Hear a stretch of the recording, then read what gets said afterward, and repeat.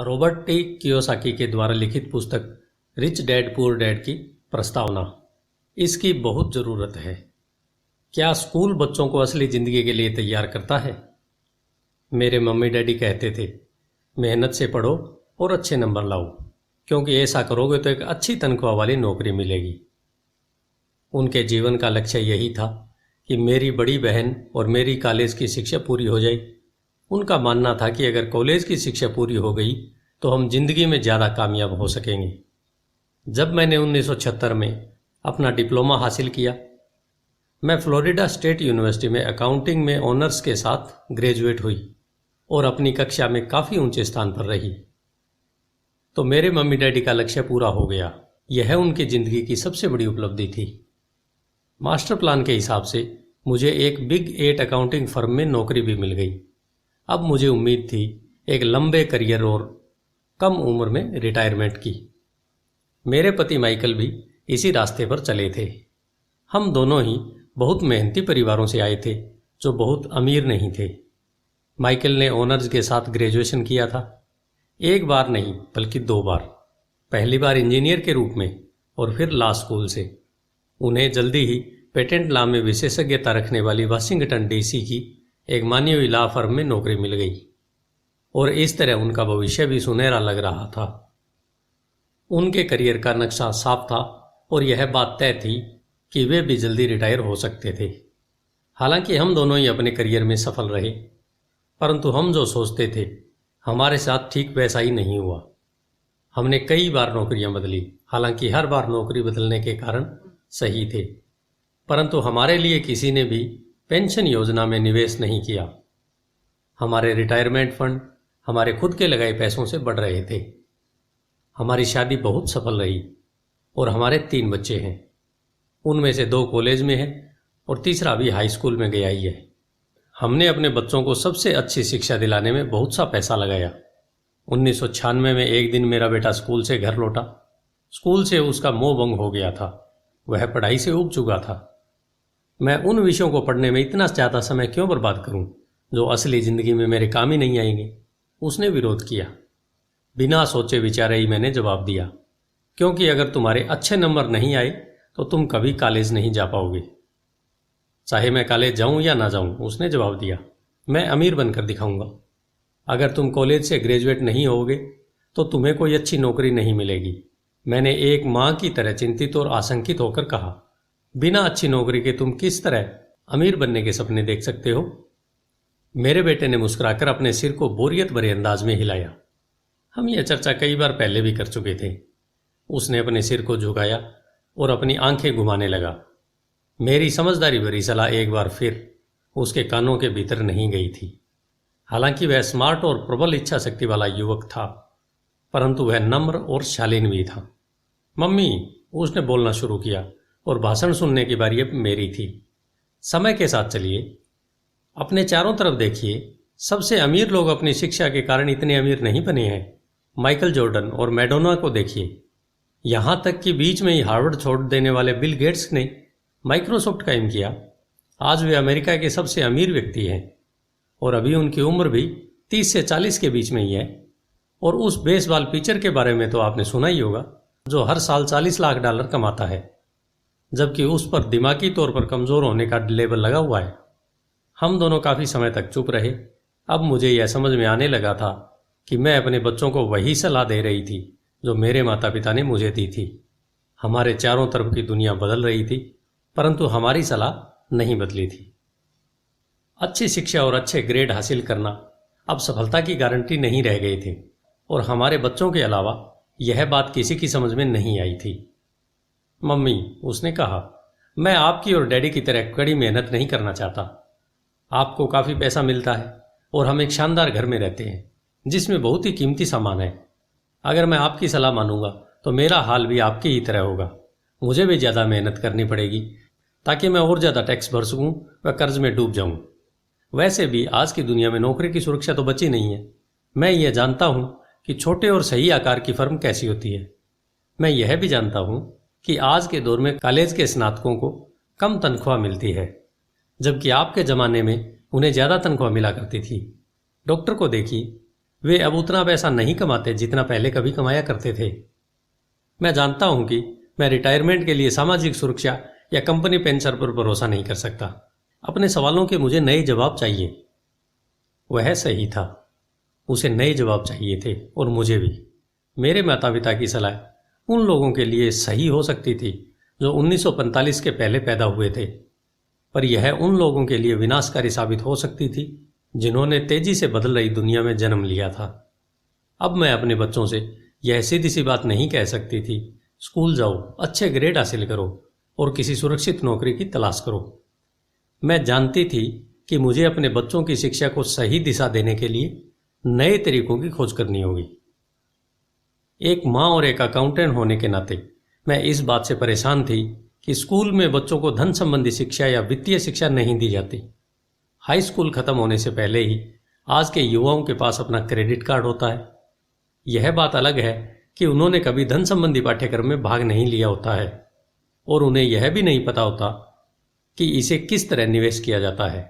इस बात का ज्ञान तो दूर की बात है कि क्रेडिट कार्ड पर चक्रवृद्धि ब्याज की गणना किस तरह की जाती है। इसे आसान भाषा में कहें तो उन्हें धन संबंधी शिक्षा नहीं मिलती और यह ज्ञान भी नहीं होता कि पैसा किस तरह काम करता है। इस तरह वे उस दुनिया का सामना करने के लिए कभी तैयार नहीं हो पाते जो उनका इंतजार कर रही है। एक ऐसी दुनिया जिसमें बचत से ज़्यादा महत्व खर्च को दिया जाता है। जब मेरा सबसे बड़ा बेटा कॉलेज की शुरुआती दिनों में अपने क्रेडिट कार्ड को लेकर कर्ज में डूब गया तो मुझे उसके क्रेडिट कार्ड को नष्ट करने में उसकी मदद करनी पड़ी। साथ ही मैं ऐसी तरकीब भी खोजने लगी जिससे मेरे बच्चों में पैसे की समझ आ सके। पिछले साल एक दिन मेरे पति ने मुझे अपने ऑफिस से फ़ोन किया। मेरे सामने एक सज्जन बैठे हैं और मुझे लगता है कि तुम उनसे मिलना चाहोगी। उन्होंने कहा। उनका नाम रॉबर्ट कियोसाकी है। वे एक व्यवसायी और निवेशक हैं तथा वे एक शैक्षणिक उत्पाद का पेटेंट करवाना चाहते हैं। मुझे लगता है कि तुम इसी चीज़ की तलाश कर रही थी जिसकी मुझे तलाश थी। मेरे पति माइक रॉबर्ट कियोसाकी द्वारा बनाई जा रही नई शैक्षणिक उत्पाद कैश फ्लो से इतने प्रभावित थे कि उन्होंने इसके परीक्षण में हमें बुलवा लिया। यह एक शैक्षणिक खेल था, इसलिए मैंने स्थानीय विश्वविद्यालय में पढ़ रही अपनी 19 वर्षीय बेटी से भी पूछा कि क्या वह मेरे साथ चलेगी और वह तैयार हो गई। इस खेल में हम लगभग 15 लोग थे जो 3 समूहों में विभाजित थे। माइक सही थे। मैं इसी तरह के शैक्षणिक उत्पाद की खोज कर रही थी। यह किसी रंगीन मोनोपोली बोर्ड की तरह लग रहा था जिसके बीच में एक बड़ा सा चूहा था, परंतु मोनोपोली से यह इस तरह अलग था कि इसमें 2 रास्ते थे, एक अंदर और दूसरा बाहर। खेल का लक्ष्य था अंदर वाले रास्ते से बाहर निकलना, जिसे रॉबर्ट चूहा दौड़ कहते थे, और बाहरी रास्ते पर पहुंचना या तेज रास्ते पर जाना। रॉबर्ट के मुताबिक तेज रास्ता हमें यह बताता है कि असली जिंदगी में अमीर लोग किस तरह पैसे का खेल खेलते हैं। रॉबर्ट ने हमें चूहा दौड़ के बारे में बताया। अगर आप किसी भी औसत रूप से शिक्षित, कड़ी मेहनत करने वाले आदमी की जिंदगी को देखें, उसमें आपको एक सा ही सफर दिखेगा। बच्चा पैदा होता है, स्कूल जाता है, माता पिता खुश हो जाते हैं क्योंकि बच्चे को स्कूल में अच्छे नंबर मिलते हैं और उसका दाखिला कॉलेज में हो जाता है। बच्चा स्नातक हो जाता है और फिर योजना के अनुसार काम करता है। वह किसी आसान, सुरक्षित नौकरी या करियर की तलाश करता है। बच्चे को ऐसा ही काम मिल जाता है। शायद वह डॉक्टर या वकील बन जाता है, या वह सेना में भर्ती हो जाता है, या फिर वह सरकारी नौकरी करने लगता है। बच्चा पैसे कमाता है, उसके पास थोक में क्रेडिट कार्ड आने लगते हैं, और अगर अब तक उसने खरीदारी करना शुरू नहीं किया है तो अब जमकर खरीदारी शुरू हो जाती है। खर्च करने के लिए पैसे पास में होते हैं तो वह उन जगहों पर जाता है जहां उसकी उम्र के ज़्यादा नौजवान जाते हैं, लोगों से मिलते हैं, डेटिंग करते हैं और कभी कभार शादी भी कर लेते हैं। अब जिंदगी में मज़ा आ जाता है क्योंकि आजकल पुरुष और महिलाएं दोनों नौकरी करते हैं। 2 तनख्वाहें बहुत सुखद लगती है। पति पत्नी को लगता है कि उनकी जिंदगी सफल हो गई है। उन्हें अपना भविष्य सुनहरा नजर आता है। अब वे घर, कार, टेलीविज़न खरीदने का फैसला करते हैं, छुट्टियां मनाने कहीं चले जाते हैं, और फिर उनके बच्चे हो जाते हैं। बच्चों के साथ उनके खर्चे भी बढ़ जाते हैं। खुशहाल पति पत्नी सोचते हैं कि ज़्यादा पैसा कमाने के लिए अब उन्हें ज़्यादा मेहनत करना चाहिए। उनका करियर अब उनके लिए पहले से ज़्यादा मायने रखता है। वे अपने काम में ज़्यादा मेहनत करने लगते हैं ताकि उन्हें प्रमोशन मिल जाए या उनकी तनख्वाहें बढ़ जाएं। तनख्वाह बढ़ती है, पर उसके साथ ही दूसरा बच्चा भी पैदा हो जाता है। अब उन्हें एक बड़े घर की ज़रूरत महसूस होती है। वे नौकरी में और भी ज़्यादा मेहनत करते हैं, बेहतर कर्मचारी बन जाते हैं और ज़्यादा मन लगाकर काम करने लगते हैं। ज़्यादा विशेषज्ञता हासिल करने के लिए वे एक बार फिर किसी स्कूल में जाते हैं ताकि वे ज़्यादा पैसा कमा सकें। हो सकता है कि वे दूसरा काम भी खोज लें। उनकी आमदनी बढ़ जाती है, परंतु उस आमदनी पर उन्हें इनकम टैक्स भी चुकाना पड़ता है। यही नहीं, उन्होंने जो बड़ा घर खरीदा है उस पर भी टैक्स देना होता है। इसके अलावा उन्हें सामाजिक सुरक्षा का टैक्स तो चुकाना ही है। इसी तरह बहुत से टैक्स चुकाते चुकाते उनकी तनख्वाह चुक जाती है। वे अपनी बढ़ी हुई तनख्वाह लेकर घर आते हैं और हैरान होते हैं कि इतना सारा पैसा आखिर कहाँ चला जाता है। भविष्य के लिए बचत के हिसाब से वे कुछ म्यूचुअल फंड भी खरीद लेते हैं और अपने क्रेडिट कार्ड से घर का किराना खरीदते हैं। उनके बच्चों की उम्र अब 5 या 6 साल हो जाती है। यह चिंता भी उन्हें सताने लगती है कि बच्चों के कॉलेज की शिक्षा के लिए भी बचत जरूरी है। इसके साथ ही उन्हें अपने रिटायरमेंट के लिए पैसा बचाने की चिंता भी सताने लगती है। 35 साल पहले पैदा हुए यह खुशहाल दंपति अब अपनी नौकरी के बाकी दिन चूहा दौड़ में फंसकर बिताते हैं। वे अपनी कंपनी के मालिकों के लिए काम करते हैं, सरकार को टैक्स चुकाने के लिए काम करते हैं और बैंक में अपनी गिरवी संपत्ति तथा क्रेडिट कार्ड के कर्ज को चुकाने के लिए काम करते हैं। फिर वे अपने बच्चों को यह सलाह देते हैं कि उन्हें मन लगाकर पढ़ना चाहिए, अच्छे नंबर लाना चाहिए और किसी सुरक्षित नौकरी की तलाश करना चाहिए। वे पैसे के बारे में कुछ भी नहीं सीखते और इसलिए वे जिंदगी भर कड़ी मेहनत करते रहते हैं। यह प्रक्रिया पीढ़ी दर पीढ़ी चलती है। इसे चूहा दौड़ कहते हैं। चूहा दौड़ से निकलने का एक ही तरीका है और वह यह है, आप अकाउंट्स और इन्वेस्टमेंट दोनों क्षेत्रों में निपुण हो जाएं। दिक्कत यह है कि इन दोनों ही विषयों को बोरिंग और कठिन माना जाता है। मैं खुद एक सीपीए हूँ और मैंने बिग 8 अकाउंटिंग फर्म के लिए काम किया है। मुझे यह देखकर ताजुब हुआ कि रॉबर्ट ने इन दोनों बोरियत और कठिन विषयों को सीखना इतना रोचक, सरल और रोमांचक बना दिया था। सीखने की प्रक्रिया इतनी अच्छी तरह से छुपा ली गई थी कि जब हम चूहा दौड़ से बाहर निकलने के लिए जी जान लगा रहे थे तो हमें यह ध्यान ही नहीं रहा कि हम कुछ सीख रहे थे। शुरू में तो हम एक नए शैक्षणिक खेल का परीक्षण कर रहे थे, परंतु जल्दी ही इस खेल में मुझे और मेरी बेटी को मजा आने लगा। खेल के दौरान हम दोनों ऐसे विषयों पर बात कर रहे थे जिनके बारे में हमने पहले कभी बातें नहीं की थी। एक लेखापाल होने के कारण इनकम स्टेटमेंट और बैलेंस शीट से जुड़ा खेल खेलने में मुझे कोई परेशानी नहीं हुई। मैंने खेल के नियम और इसकी बारीकियां समझाने में अपनी बेटी और दूसरे लोगों की मदद भी की। उस रोज मैं चूहा दौड़ से सबसे पहले बाहर निकली और केवल मैं ही बाहर निकल पाई। बाहर निकलने में मुझे 50 मिनट का समय लगा, हालांकि खेल लगभग 3 घंटे तक चला। मेरी टेबल पर एक बैंकर बैठा था, इसके अलावा एक व्यवसायी था और एक कंप्यूटर प्रोग्रामर भी था। मुझे यह देखकर बहुत हैरानी हुई कि इन लोगों को अकाउंटिंग या इन्वेस्टमेंट के बारे में इतनी कम जानकारी है, जबकि ये विषय उनकी ज़िंदगी में कितने ज़्यादा अहमियत रखते थे। मेरे मन में यह सवाल भी उठ रहा था कि वे असल ज़िंदगी में अपने पैसे धेले के कारोबार को कैसे संभालते होंगे। मैं यह समझ सकती थी कि मेरी 19 साल की बेटी क्यों नहीं समझ सकती, पर ये लोग तो उससे दुगनी उम्र के थे और उन्हें ये बात समझ में आनी चाहिए थी। चूहा दौड़ से बाहर निकलने के बाद मैं 2 घंटे तक अपनी बेटी और इन शिक्षित अमीर वयस्कों को पासा फेंकते और अपना बाजार फैलाते देखती रही। हालांकि मैं खुश थी कि वे लोग कुछ नया सीख रहे थे, लेकिन मैं इस बात से बहुत परेशान और विचलित थी। वयस्क लोग सामान्य अकाउंटिंग और इन्वेस्टमेंट के मूलभूत बिंदुओं के बारे में कितना कम जानते थे। उन्होंने अपने इनकम स्टेटमेंट और अपनी बैलेंस शीट के आपसी संबंध को समझने में भी बहुत समय लगाया। अपनी संपत्ति खरीदते और बेचते समय उन्हें ध्यान ही नहीं रहा कि हर सौदे में उनकी महीने की आमदनी पर असर पड़ रहा है। मैंने सोचा, असल जिंदगी में ऐसे करोड़ों लोग होंगे जो पैसे के लिए सिर्फ इसलिए परेशान हो रहे हैं क्योंकि उन्होंने ये दोनों विषय कभी नहीं पढ़े। मैंने मन में सोचा, भगवान का शुक्र है कि हमें मज़ा आ रहा है और हमारा लक्ष्य खेल में जीतना है। जब खेल खत्म हो गया तो रॉबर्ट ने हमें 15 मिनट तक कैश फ्लो पर चर्चा करने और इसकी समीक्षा करने के लिए कहा। मेरी टेबल पर बैठा व्यवसायी खुश नहीं था, उसे खेल पसंद नहीं आया था। मुझे यह सब जानने की कोई ज़रूरत नहीं है, उसने ज़ोर से कहा। मेरे पास इन सब के लिए अकाउंटेंट, बैंकर और वकील है जिन्हें यह सब मालूम है। रॉबर्ट का जवाब था, क्या आपने गौर किया है कि ऐसे बहुत से अकाउंटेंट हैं जो अमीर नहीं है, और यही हाल बैंकर, वकील, स्टॉक ब्रोकर और रियल एस्टेट ब्रोकर का भी है। वे बहुत कुछ जानते हैं और प्राय वे लोग स्मार्ट होते हैं, परंतु उनमें से ज़्यादातर अमीर नहीं होते।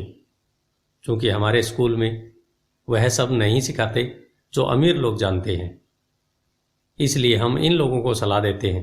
परंतु एक दिन जब आप किसी हाईवे पर कार से जाते हैं, आप ट्रैफिक जाम में फंस जाते हैं। आप बाहर निकलने के लिए छटपटाते हैं। जब आप अपनी दाईं तरफ देखते हैं तो वहां आप देखते हैं कि आपका अकाउंटेंट भी उसी ट्रैफिक जाम में फंसा हुआ है। फिर आप बाईं तरफ देखते हैं और आपको वहां आपका बैंकर भी उसी हाल में नजर आता है। इससे आपको हालात का अंदाजा हो जाएगा। कंप्यूटर प्रोग्रामर भी इस खेल से प्रभावित नहीं हुआ था। यह सीखने के लिए मैं सॉफ्टवेयर खरीद सकता हूँ। बैंकर जरूर प्रभावित हुआ था। मैंने स्कूल में अकाउंटिंग सीखा था, परंतु मैं अब तक यह नहीं समझ पाया था कि इसे असल जिंदगी में किस तरह काम में लाया जाए। अब मैं समझ गया हूँ, मुझे चूहा दौड़ से बाहर निकलने के लिए खुद को तैयार करने की जरूरत है। परंतु मेरी पुत्री के विचारों से मैं सबसे ज्यादा रोमांचित हुई। उन्होंने कहा, मुझे सीखने में बड़ा मजा आया। मैंने इस बारे में बहुत कुछ सीखा कि पैसा असली जिंदगी में किस तरह काम करता है और इसका निवेश किस तरह करना चाहिए।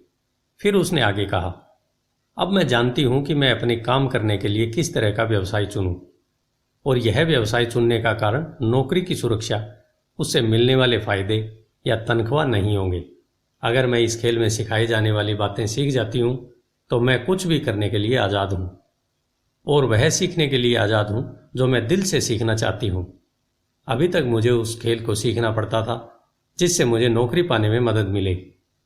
अब मैं यह खेल सीख जाती हूं तो मुझे नौकरी की सुरक्षा और सामाजिक सुरक्षा की ज़्यादा चिंता नहीं होगी, जैसी कि मेरी बहुत सी सहेलियों को होती है।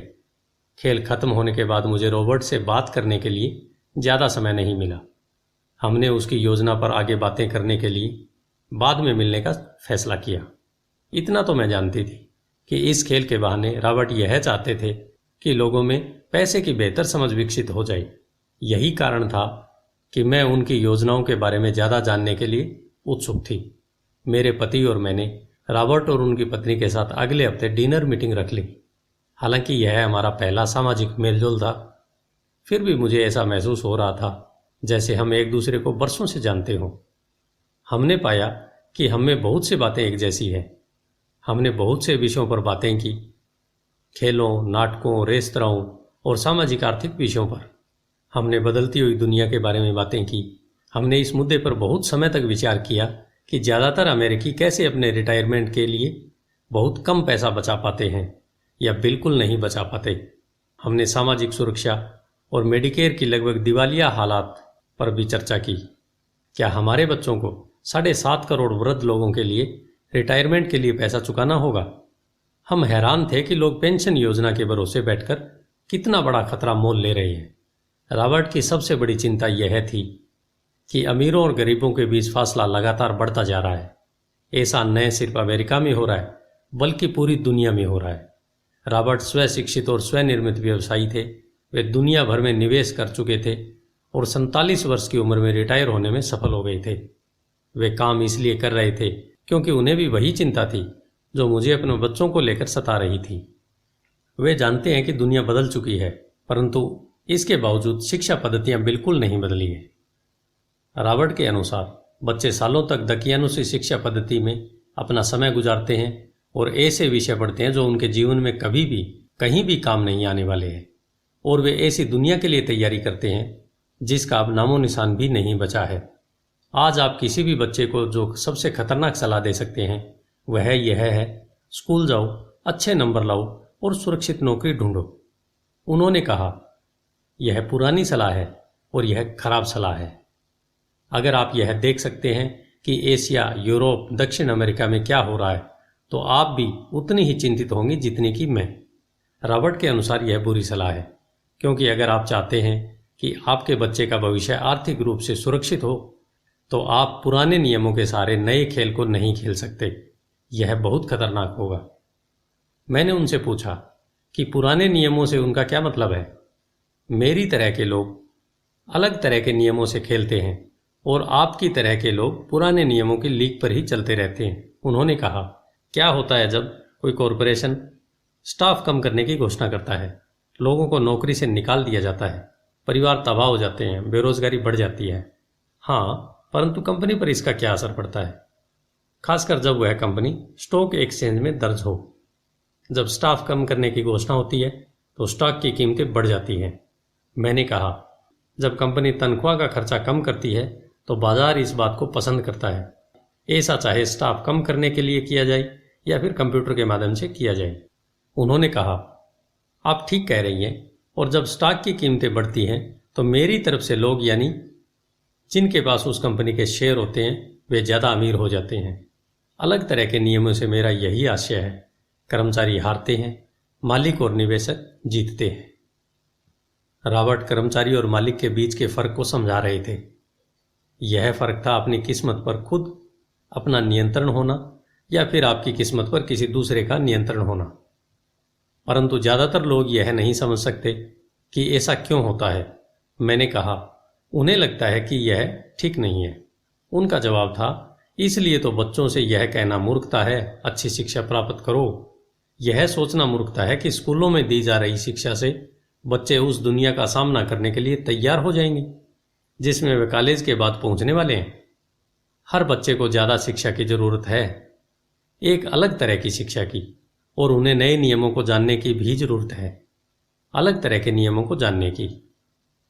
धन के कुछ नियम होते हैं जिनसे अमीर लोग खेलते हैं, और धन के कुछ और नियम होते हैं जिनसे बाकी 95% लोग खेलते हैं। और ये 95% लोग उन नियमों को अपने घर और स्कूल में सीखते हैं। इसलिए आजकल किसी बच्चे से यह कहना खतरनाक है, मन लगाकर पढ़ो और अच्छी नौकरी खोजो। आज बच्चों को अलग तरह की शिक्षा की ज़रूरत है, और आज की शिक्षा नीति उन्हें कुछ मूलभूत बातें नहीं सिखा पा रही है। इस बात से कोई फर्क नहीं पड़ता कि क्लासरूम में कितने कंप्यूटर रखे हैं या स्कूल कितना पैसा खर्च कर रहे हैं। जब शिक्षा नीति में यह विषय ही नहीं है तो उसे किस तरह पढ़ाया जा सकता है। अब सवाल यह उठता है, किस तरह माता पिता अपने बच्चों को यह सिखा सकते हैं जो वे स्कूल में नहीं सीख पाते। आप अपने बच्चों को अकाउंटिंग किस तरह सिखाते हैं, क्या इससे वे बोर नहीं हो जाते? और आप उसे किस तरह निवेश करना सिखाएंगे जब एक पालक के रूप में आप खुद निवेश के खतरे से डरते हैं।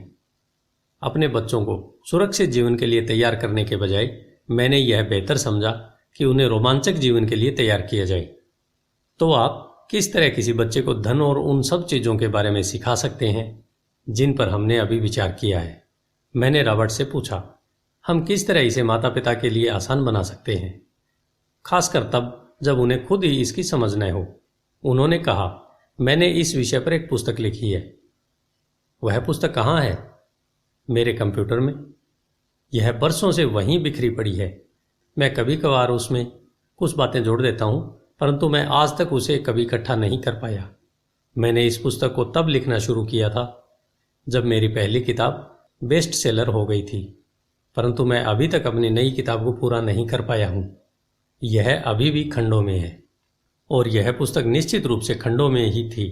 उन बेतरतीब खंडों को पढ़ने के बाद मैंने यह फैसला किया कि पुस्तक निश्चित रूप से बेहतरीन थी और समाज में इसकी बहुत ज़रूरत थी, खासकर ऐसे लोगों में जब दुनिया तेजी से बदल रही थी। हम दोनों तत्काल इस निर्णय पर पहुंचे कि मैं रॉबर्ट की पुस्तक में सह लेखक बन जाऊं। मैंने उनसे पूछा कि उनके विचार से किसी बच्चे को कितनी वित्तीय आय की जरूरत होती है। उन्होंने कहा कि यह बच्चे पर निर्भर करता है। अपने बचपन में उन्होंने यह जान लिया था कि वे अमीर बनना चाहते थे, और उन्हें एक ऐसे पिता स्वरूप व्यक्ति मिल गए जो अमीर थे और जो उनका मार्गदर्शन करने के इच्छुक भी थे। रॉबर्ट का कहना था कि शिक्षा ही सफलता की नींव है। जिस तरह स्कूल में सीखी गई बातें बहुत महत्वपूर्ण होती है, उसी तरह धन संबंधी समझ और बोलने की कला भी महत्वपूर्ण होती है। आगे की कहानी रॉबर्ट के 2 डैडियों के बारे में है, जिनमें से एक अमीर है और दूसरे गरीब, जिनके जरिए रॉबर्ट उन रहस्यों को बताएंगे जो उन्होंने अपने जीवन में सीखे हैं। दोनों डैडियों के बीच का अंतर एक खास बात उजागर करता है। इस पुस्तक को मैंने बढ़ाया है, जिसमें कुछ जोड़ा और घटाया है, और इसे व्यवस्थित करने के लिए काम किया है। जो अकाउंटेंट इस पुस्तक को पढ़े, उनसे मेरा यही कहना है कि वे अपने किताबी ज्ञान को एक तरफ रख दें और अपने दिमाग में रॉबर्ट के सिद्धांतों को घुस जाने दें। और अपने दिमाग में रॉबर्ट के सिद्धांतों को घुस जाने दें। हालांकि उनमें से कई सिद्धांत पहली नज़र में गलत लगेंगे। अकाउंट्स के सिद्धांतों की बुनियादी बातों को चुनौती देते लगेंगे, परंतु यह याद रखें कि वे एक महत्वपूर्ण दृष्टि देते हैं कि किस तरह सच्चे निवेशक अपने निवेश के फैसलों का विश्लेषण करते हैं। जब हम अपने बच्चों को स्कूल जाने, मेहनत से पढ़ने और अच्छी नौकरी पाने की सलाह देते हैं तो अक्सर हम ऐसा सांस्कृतिक आदतों के कारण करते हैं। ऐसा करना हमेशा सही चीज़ मानी गई है। जब मैं रॉबर्ट से मिली तो उनके विचारों ने शुरू में तो मुझे चौंका दिया।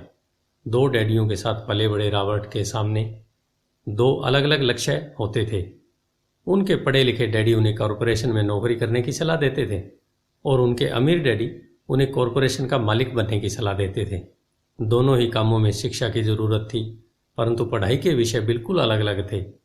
पढ़े लिखे डैडी रॉबर्ट को स्मार्ट बनने के लिए प्रोत्साहित करते थे। अमीर डैडी रॉबर्ट को यह जानने के लिए प्रोत्साहित करते थे कि किस तरह स्मार्ट लोगों की सेवाएं ली जाएं। 2 डैडियों के होने से कई समस्याएं भी पैदा हुईं। रॉबर्ट के असली डैडी हवाई राज्य के शिक्षा प्रमुख थे। जब रॉबर्ट 16 साल के हुए तो उन्हें इस बात की कोई खास चिंता नहीं सता रही थी। अगर तुम्हें अच्छे नंबर नहीं मिलते तो तुम्हें कोई अच्छी नौकरी नहीं मिलेगी। वे पहले से ही ये जानते थे कि उनके करियर का लक्ष्य था कॉरपोरेशन का मालिक बनना, न कि उसमें नौकरी करना। सच तो यह है कि अगर हाई स्कूल में समझदार और मेहनती परामर्शदाता नहीं मिला होता तो रॉबर्ट कभी कॉलेज नहीं गए होते। वे इस बात को मानते हैं। वे दौलत कमाने के लिए बेताब थे, परंतु वे आखिरकार मान ही गए कि कॉलेज की शिक्षा से भी उन्हें फायदा हो सकता है। दरअसल इस पुस्तक में दिए गए विचार शायद बहुत से माता पिताओं को क्रांतिकारी और अतिशयोक्तिपूर्ण लगेंगे। कई लोगों को तो अपने बच्चों को स्कूल में रखने में भी काफ़ी परेशानी, काफ़ी मेहनत करनी पड़ती है, परंतु बदलते हुए समय को देखते हुए हमें नए और जोखिम भरे विचारों की तरफ ध्यान देने की ज़रूरत है। अपने बच्चों को कर्मचारी बनने की सलाह देने का मतलब यह है कि हम उन्हें जिंदगी भर अपनी खून पसीने की कमाई से इनकम टैक्स और भी न जाने कितने टैक्स चुकाने की सलाह देते हैं, और इसके बाद भी पेंशन की कोई गारंटी नहीं होती। और यह सच है कि आज के ज़माने में टैक्स किसी व्यक्ति का सबसे बड़ा खर्च है। हकीकत में ज़्यादातर परिवार तो जनवरी से आधी मई तक सिर्फ अपने टैक्स चुकाने के लिए ही सरकार की नौकरी करते हैं। आज नए विचारों की बहुत ज़रूरत है और यह पुस्तक हमें नए विचार देगी। रॉबर्ट का दावा है कि अमीर लोग अपने बच्चों को अलग तरह की शिक्षा देते हैं। वे अपने बच्चों को घर पर सिखाते हैं, डिनर टेबल पर सिखाते हैं। हो सकता है कि ये विचार वे न हों जिन पर आप अपने बच्चों से बात करते हो, परंतु उन पर नज़र डालने के लिए धन्यवाद। और मैं आपको सलाह देती हूँ कि आप खोज करते रहें। एक माँ और एक सीपीए होने के नाते मैं तो यही सोचती हूँ कि अच्छे नंबर लाना और एक बढ़िया नौकरी पा लेना एक पुराना विचार है।